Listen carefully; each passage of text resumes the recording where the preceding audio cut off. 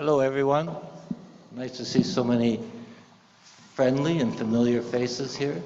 And of course, that's because what Mark has accomplished and what we're going to hear about today. So I'll give you a quick rundown of our relationship, which goes back a long ways. In fact, it goes all the way back to Saskatchewan, where we were both spent our childhoods, or part of our childhood. Mark in Saskatoon, me in the northern part of the province near Flin Flon, and we met only when we were both at the Gazette, where Mark was the books editor, and he wanted to move on and do more of his own writing rather than so much editing. So I inherited his job. And he went on to write many books, maybe before, but also after that time. Among them was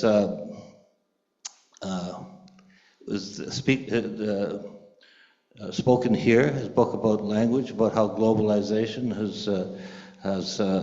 was threatening many smaller languages. There was Conversation with a Dead Man, which is the kind of a profile of Duncan Campbell Scott, who was both an exemplary poet and the creator of the residential school system, and there is an act of reconciliation, if there ever was one.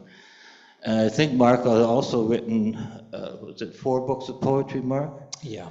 Yeah, 4 books of poetry published, and a memoir of his father. And the book, more recent book before the one that we're talking about today, was this journey across from Istanbul to Kathmandu called, remind me, Mark? Strange, Bewildering Times. Strange, Bewildering Times, a kind of a travel, reflective travel memoir of his time there. And so we can see from this that Mark has been, I'd say, all over the map creatively, and so but now he's got his new book, which is again something of a departure, and he's going to read a little bit from it. The book called NUMB, which is a book for our time, because it deals with what's happening around us right now. Mark. Thank you very much, Brian. Can you hear me? Okay, I'm just going to stand up for the reading, then I'm going to sit down again and chat with Brian. And Brian didn't mention that he himself has written or edited a good number of books, and I just want to mention one of them in case anyone doesn't know about it, is that Brian recently edited with Elaine Naves, who's here today, the last book of our dear mutual friend Joel Yanofsky, which I highly recommend to all of you. This book, NUMB, The Politics of Overwhelm, began with a phone call from Layla Marshy, who is assiduously selling books at the back. Thank you for that and so much else, Layla. She also designed the cover, incidentally. It's a very short book. Baraka has a series of books called Traction, which are in a way like long essays on polemical subjects of current interest. So the book begins with a description of a kind of zebra that used to exist in South Africa and then went extinct in the late 19th century. Before it went extinct, obviously before it went extinct, there was one animal that lived in London Zoo for more than 20 years, living in a stone and brick enclosure. And that quagga really crystallized something for me when I was thinking about the sentiments that drove me to write NUMB. So the quagga fills chapter 1. What I'm going to do is read a very short chapter. I mean, they're all short chapters, but even shorter than some of them. Chapter 12, in which I come back to that animal whom I had introduced at the beginning. Let's think again about that quagga, the short brownish zebra who was photographed in London Zoo in 1870. The one who survived in a cramped enclosure for more than 20 years while hunters in southern Africa slaughtered the rest of her kind. Now that so much time has passed since her death, what does her existence in captivity reveal? The photographs show a blankness in her gaze. This was a quality she shared with the other creatures held in Regent's Park Zoo.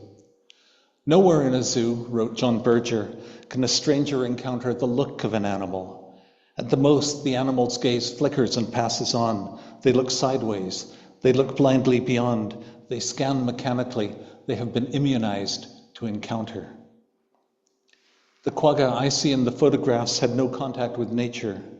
Iron bars, brick walls, and stone floors were a continent removed from the landscape she was born for. It was lost to her. The sound of the wind rippling through tall grass, the sun rising high over the veldt, the smell of the wet earth in the rainy season.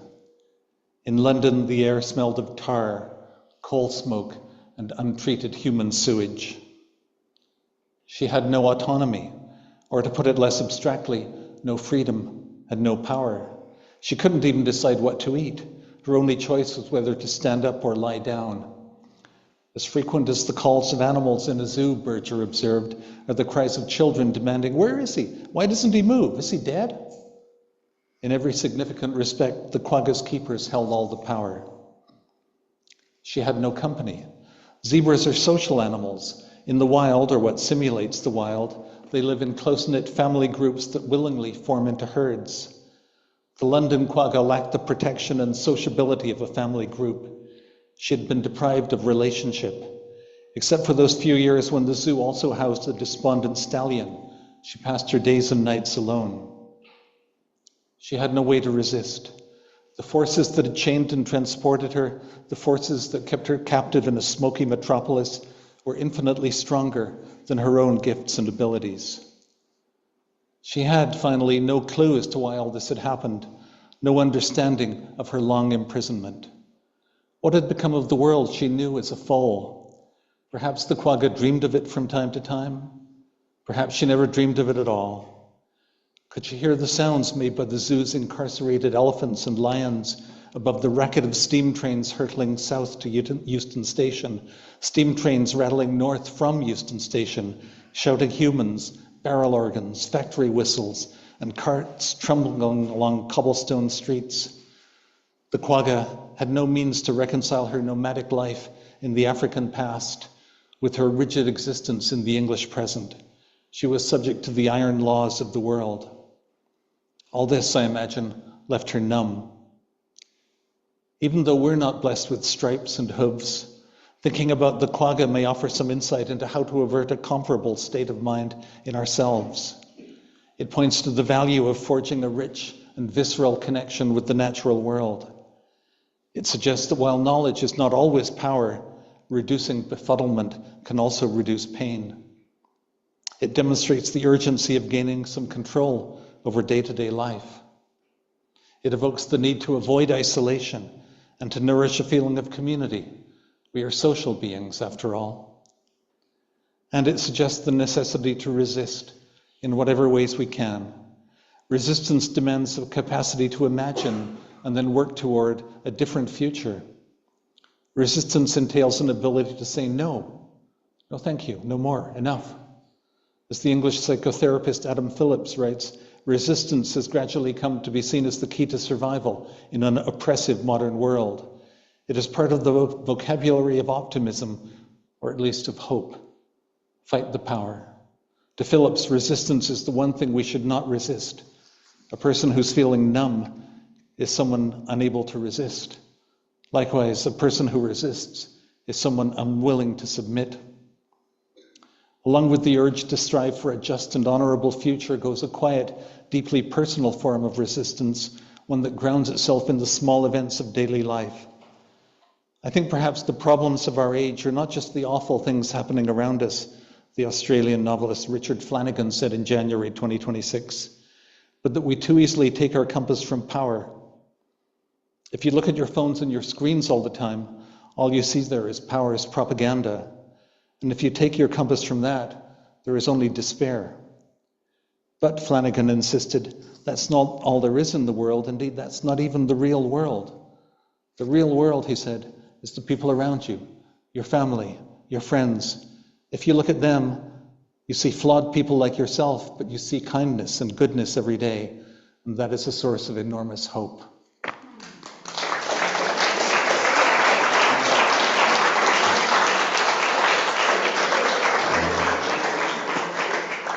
Thank you, Mark. Thank you. And we will begin with, tell me about your own sense of numbness, when it came upon you, how it came upon you. Did you in fact experience this?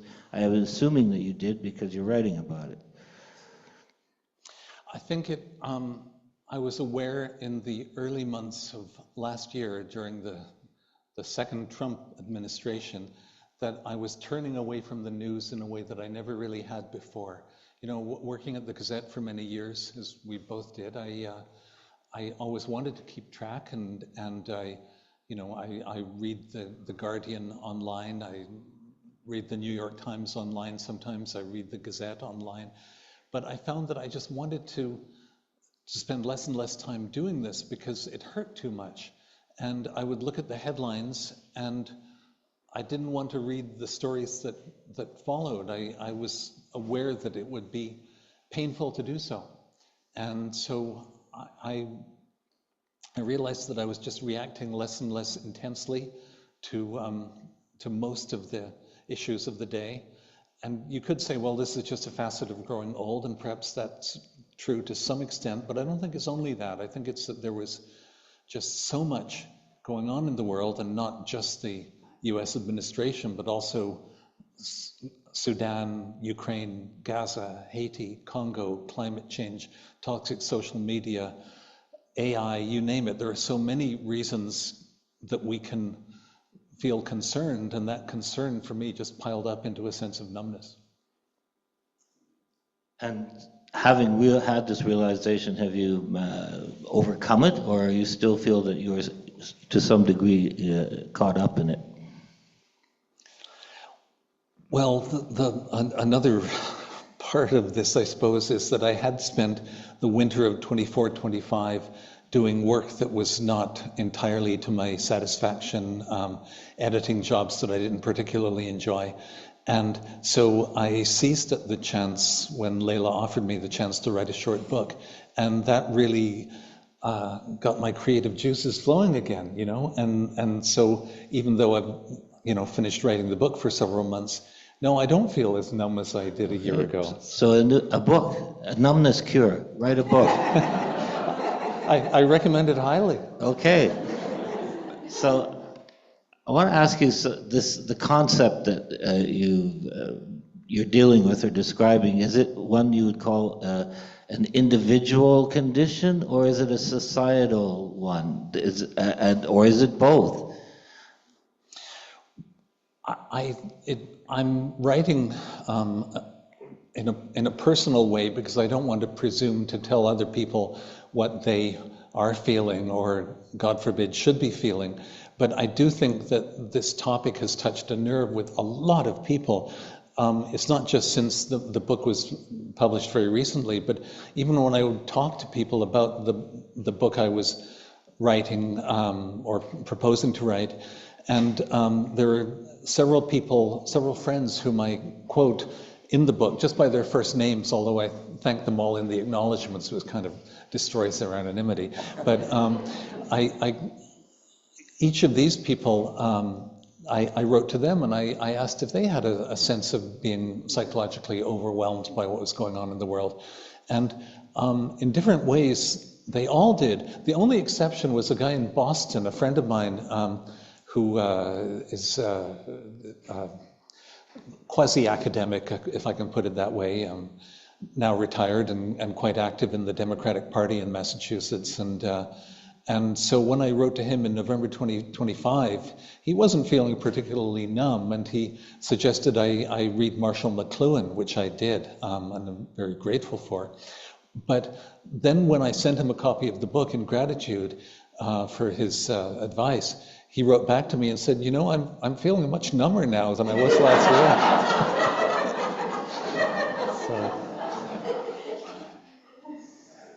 So, Mark, Is there a difference, or between what I see sometimes as people are exhibiting a lot of anxiety about this, that, or the other, maybe in something in their personal life, or it may be something more external. What would do you say is the difference between the numbness that you're talking about and anxiety? They seem somewhat related. Yeah, they do, for sure. Anxiety, as I understand it, involves a foreboding about what's coming next and the difficulty coping with the likelihood of bad things happening all the time around us. So it's kind of present and future. The numbness or the sense of feeling overwhelmed I'm talking about, it's not just looking forward, it's feeling what's happening in the present and not being able to engage with it totally. And I thought of an example about the news, which I'll mention now, although it's not a direct answer to your question. But it's an example of how the sense of wanting not to keep up completely to date with everything that's going on in the world affects me. Just last week, as you probably know, Brian, but maybe lots of people in the audience and on Zoom don't, last week Russian forces attacked Kiev, and many of the most important museums and galleries and libraries in Kiev were badly damaged. The National Chernobyl Museum, the majority of its contents were destroyed. The Opera House was hit, libraries were hit. And that sort of event, it's not just that it happened, and this would have been utterly horrifying 30 years ago or 20 years ago, no matter who was doing it. But this was not the main story of the day anywhere. I mean, I'm sure it was in Kiev, but in The Guardian, the CBC, the New York Times, the Globe and Mail, and I'm sure Fox News, although I didn't look at Fox News, this was just a minor story. It was way down. You had to kind of notice it, cultural institutions attacked, and then, and so it did make an impact on me. But it's just that there is so much coming at us all the time. And I don't think that's just anxiety about our personal future. That's a sense of feeling of feeling how difficult it is to cope with what's happening out there in the world. Yeah, speaking of so much coming at us all at once, you mentioned a number of things, among them the political situation, as you just mentioned, but also things such as climate change, AI. If you were to rank them as which is the one that's causing you the most anxiety or the potential for numbness, what would they be? Or what would it be? See, that's the thing. There are so many different possibilities, and I also think, before I will answer your question, but I also want to say before that I think this sense also affects people who have very different political views than I do. So, some people who are perhaps prone to conspiracy theories, for example, there's so much online that is coming at them that gives reason, or not reason, that's the wrong word, that gives a kind that feeds their sense of being overwhelmed, that it's not just people who are on the political left, as I tend to be, but people all across the spectrum who can, and I think do feel this. For me, it's climate change and what's happening to the natural world, and which is being attacked in so many different ways. And again, this is obviously, with everything else that's going on in the world, this is completely dropped off, the top of the news sites and the top of the newspapers. And I describe in the book that I was one of 500,000 people marching down Park Avenue in 2019 when Greta Thunberg came to Montreal and gave a very eloquent speech. And there was hope at that point. I think she certainly didn't indicate a sense of being in despair at all. She hoped that the people would force their governments to take climate change seriously. What has happened since then over the last 7 years, and not just with climate change, but with biodiversity, deforestation, wildfires, you name it, especially with the policies of the US government, but also policies of other governments too. That's the thing that for me ranks the highest, but for you it may be something completely different, and that's absolutely fine. I'm not going to tell anyone what they should or should not feel. What they shouldn't be worried about. Exactly. Well, but one of the things that you stressed was AI and the dangers therein. Do you want to talk a little bit about that and how it made its way up? As long as you can jump in and rescue me, Brian, when I flounder, because I know something about climate change. I know something about Ukraine and Gaza and Sudan, but I know very little about AI. But what I do know horrifies me. I mean, I know it can be used in ways that are very productive and so on, but I also think it has the potential for extreme catastrophe. And when Sam Altman, the founder of AI, casually said a few years ago, well, it will probably be the end of the world. I mean, how can you react to that except by lapsing into deep numbness? Well, I will add a little bit to that, because I think our mutual friend Joe Newhouse, his take is the one that I tend to follow, which is the thing in and of itself is not the problem. It's the people who control it. Yeah. And therefore, all the talk about it's going to take over the world, it's going to, it's sentient and it wants to run us like the computer hell in 2001. That's not the problem. The problem is going to be, are we going to be able to control the people who control it? Yeah, and also its use in warfare, as we've already seen in Ukraine and in Gaza. The AI-generated machinery has had pretty horrific impacts in both those places, and probably in other war zones too that I don't know about. Well, I mentioned at this point that I asked Mark, do you want to hear the questions I'm going to ask? And he said, oh, no, don't worry about it. He can swing and bat anything that I'd throw at him. So mistake. I'm not going to say this is exactly a challenge, but it's something to think about. And that is, I want to talk about for a minute or two the what I would call the Steven Pinker paradigm. And Steven Pinker, Montreal-born, I guess you could call him a public intellectual. He says, we are worrying too much. There's actually, the world has progressed a lot and things are pretty good. We don't have the kind of widespread famine and plagues that used to kill millions the way they did. People are better educated. They're better off in general. And we don't take enough recognition of this. So I guess the question is this a counterbalance? Is this a cure for numbness? To have some more understanding of this situation? Well, not for me. I would dispute some of what Steven Pinker suggests about things getting better and better in the old Panglossian 18th century way. I think a lot of what he says is based on statistics showing, the gross national product rising in India, the gross national product rising in China, in Pakistan, and so on.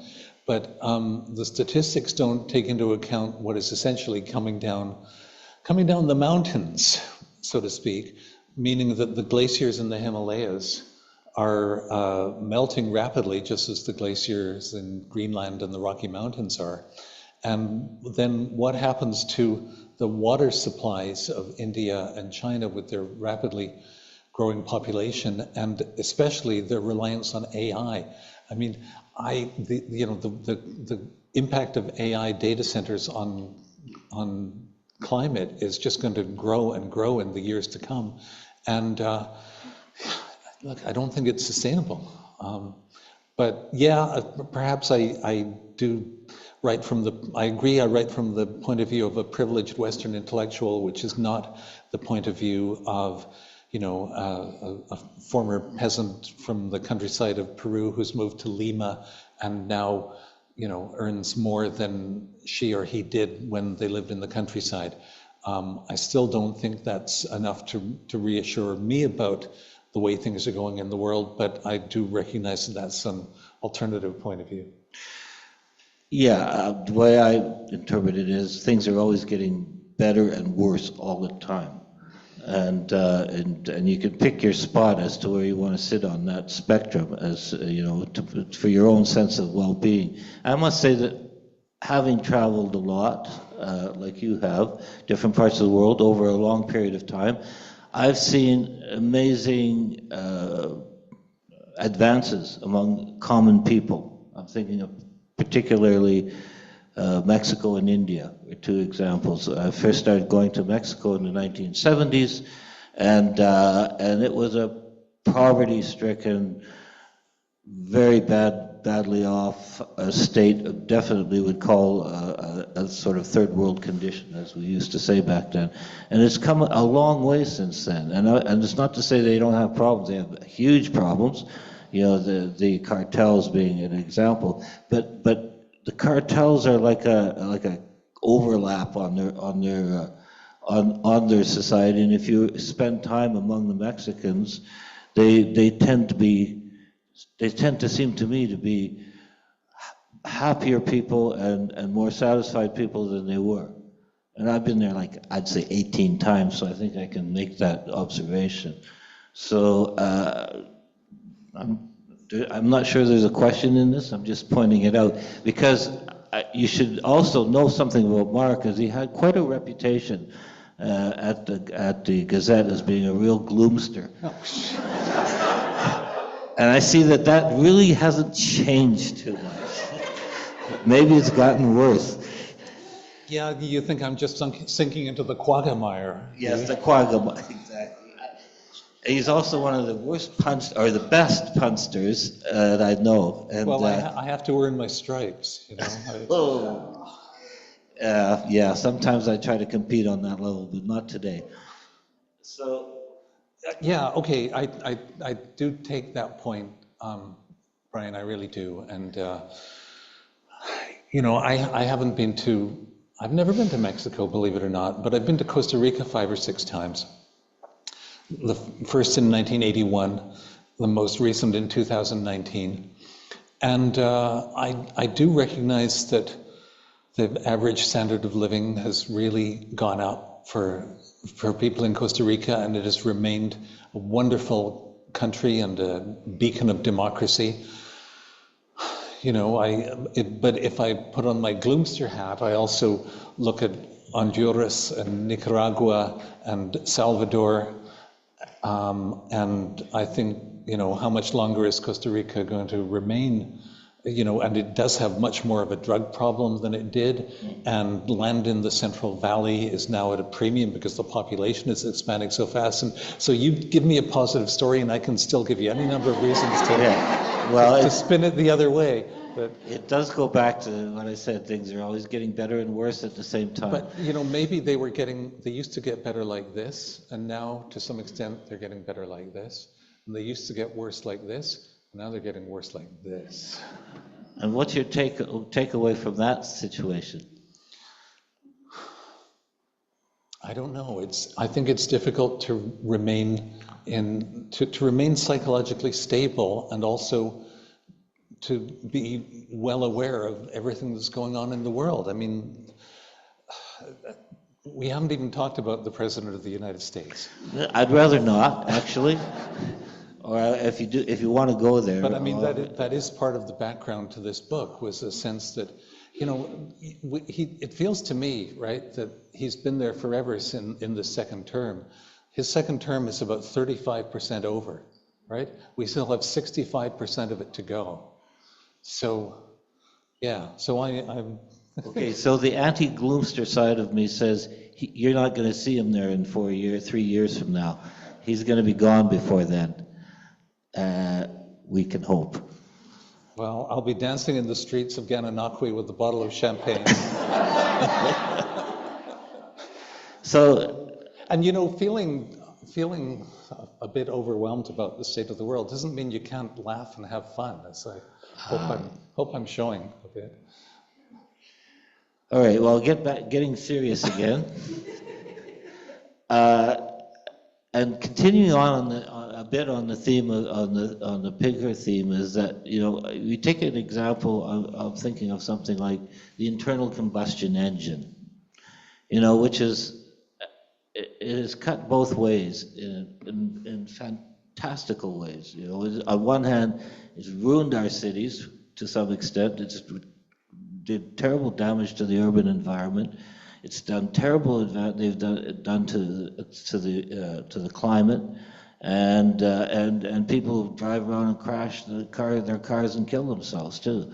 So all that is on one side of the ledger. But can you imagine that there would have been a world that didn't have the internal combustion engine, and would we be better off without it? You know, one of my favorite a couple of my favorite 19th century novels by George Eliot and Elizabeth Gaskell are about the arrival of the railways in England and the Industrial Revolution there, and the consequences, both good and bad. So I can easily imagine a world without the internal combustion engine. All I have to do is read classic novels from 2 centuries ago, you know. But can I imagine a world without it now? No, I can't. But that suggests to me that there's a certain kind of, what you call it, an efficacy to these innovations that we have to cope with the situation, and which leads me to suggest one way of doing it. I mean, it looks like almost like we've lost in some. I'm going to be gloomy now for a bit. That we've lost the battle with climate change. The whole world just does not seem to be able to stop happening what appears to be happening, which is all these catastrophic outcomes that we're starting to see in terms of floods and fires and so on, including my hometown might burn up or might be threatened by fire again this year as it was last year. Never happened when I lived there as a kid, but. So it looks very gloomy on that side of it. But I wonder, where is the place is there not a place for mitigation? As in that there's ways that we won't be able to say, stop, we can't have this, we don't want it, AI, get rid of it. I don't think we can put that genie back in the bottle. And but so let's find a way of dealing with it through mitigating the worst effects that might possibly arrive. Sure, that sounds great. But as long as Donald Trump is in the White House and Vladimir Putin is in the Kremlin, you know, I mean, speaking especially for Canada, you know, we're seeing. I still actually am one of the ones who are not entirely pessimistic about Mark Carney, although lots of my friends are. But one sees from what he's able to do and what he's unable to do, and how he has to backtrack on various commitments, the sheer relentlessness, the remorselessness, the overwhelming nature of American power, which makes it very difficult in the current context to think of any measures of mitigation that Canada or any of the provinces in Canada can effectively take. I hear what you're saying, but at the same time, I can't help but think that this too shall pass. He's not going to be around forever, and I don't know if his minions can measure up to his idiocy as much as he has. But is there not a chance that things could turn to the better? And I give you an example of another time, 1968. Remember? People in this audience are probably old enough to remember it. You know, we had assassinations, we had political uprisings in Europe, and the Vietnam War and the protests against that. We had all kinds of things. We had assassinations of leaders, Martin Luther King, the Kennedys, and it looked really bad. That would be a time when one might say that it was a cause for some numbness, and yet things changed and we moved on. Is that not possible in our circumstance now? Sure, it's possible. And you know, I think back to one of the songs, the signature songs for me from that era was Graham Nash's song Chicago. You know, we can change the world, we arrange the world. it's dying to get better. And there's a nice ambiguity in that phrase, it's dying to get better. And okay, maybe if I were 20 years old instead of 71, maybe I would be more optimistic on that front. But I do know younger people, and the ones who think hard about the state of the world are not feeling as hopeful, as optimistic about the possibilities of changing it on a global level, on a national level or whatever, as I think a lot of people were in 1968. It's the local level, and when I had a previous event and for this book, and I quoted Jane Goodall, and if I could just read a little bit from near the very end of the book, which is sort of an answer to that in a sense. Thinking at a distance carries no responsibility. Perhaps we need not just to act locally, but to think locally. That's the position Jane Goodall reached in her final years. In 2022, an interviewer asked her, "Why do you think so many people seem to be giving up hope these days?" "If you look around the world," Goodall replied, "then you can't help but lose hope. I mean, you have feelings of helplessness and hopelessness. If you look at what's happening politically, socially, environmentally." She gave a few grim examples. "But," she went on, "when people come to me and say they're losing hope or they've lost hope, I say, stop looking all around the world. Just think about where you are, or some project that you really care about, and roll up your sleeves and do something about that." Wow, that's a positive note, coming from Jane, not Mark. Well, she wrote 4 different books, if it wasn't 5, each of them with the word hope in the title. Yes. And so I think that was a preoccupation of hers, because she knew how difficult it was to maintain that hope, seeing what's going on in the world. She traveled so much. Well, I think, but the fact that you quoted her suggests that perhaps you are also on that track. Oh yeah, I'm definitely on that track. And all right. I will now read the following paragraph, which is in my own voice. "Admittedly, it seems impossible to resist the inroads of the onrush of AI, yet in other respects, we're not powerless. We can take positive actions in our own neighborhood, our own community. We can close our eyes and ears to fake news, and we can stop doom scrolling. We can show love for people we know, and refuse to let our solidarity with others send us spiraling into depression. We can cherish and protect fragments of the non-human world. We can laugh. We can attempt to resist tyranny, and in doing so, we will also resist numbness." Okay? Voila.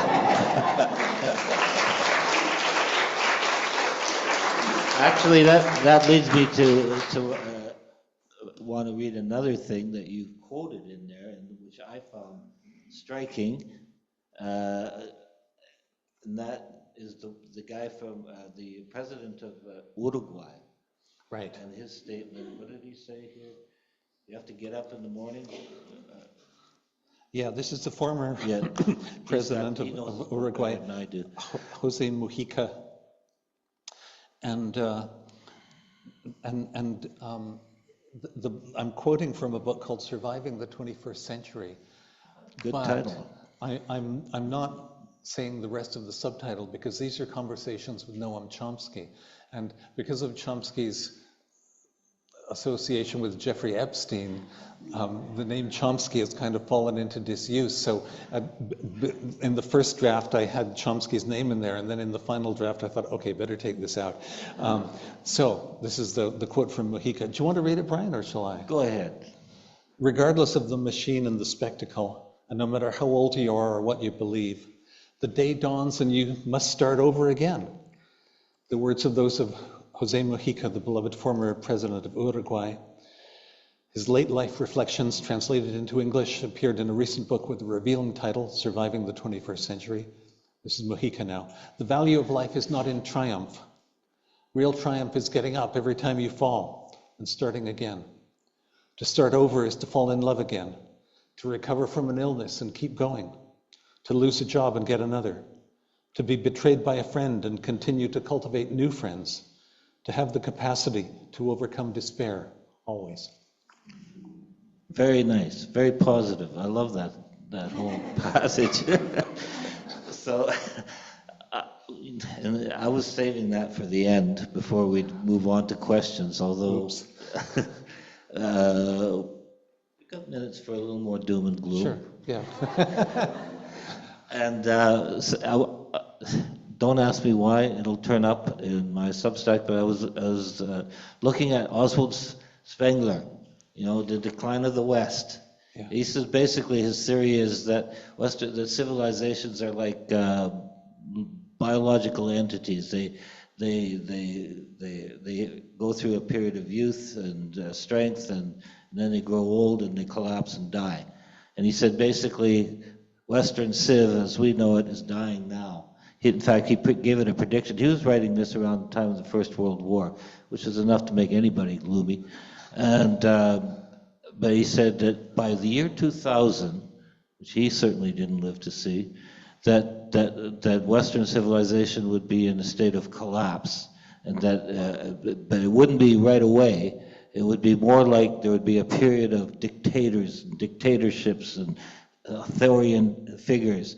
And I thought, and he was considered somewhat of a crank, but then I think, boy, he had that timeline down pretty well. And I'm wondering, do you think that we're in a state of decline and fall? Well, if this was written at greater length than it has been, I probably sound even more like a crank too. I think, I'm not sure I even like that phrase, Western civilization, but since Spengler used it, I'll go with it. Has been and still is incredibly creative, and there are all sorts of wonderful things about it. It's just that the wonderful things, especially in 2026, are very hard to separate from the consequences. The way that poor people, marginalized people are steamrollered aside, the way that the natural world is fragmented and broken, and the way that the civilization, if we can call it that, keeps going only by means of economic practices that do not seem to me sustainable in the long run. So I think Spengler was onto something. I tend to think Malthus was onto something, but he was like 2.5 centuries out of before his time. So there was an old saying in England that I remember hearing at one point. This gets back to your comment on my being a gloomster, that every child was a little Greek or a little Trojan. In other words, you identified with the winners and you looked to the Greeks. You admired the Greeks if you thought about triumph and conquest and improvement and victory and so on. And you were a little Trojan if you thought about the consequences of defeat and what it was like for the losers. And I guess I've always been a Trojan. Okay. Well, but I think I've always been a little bit on one hand and on the other. And to go back to it, it's like things getting better and worse, and we fight against getting worse. But that's what we want to do. Yeah. And I think with that, I'm going to throw it open to the audience for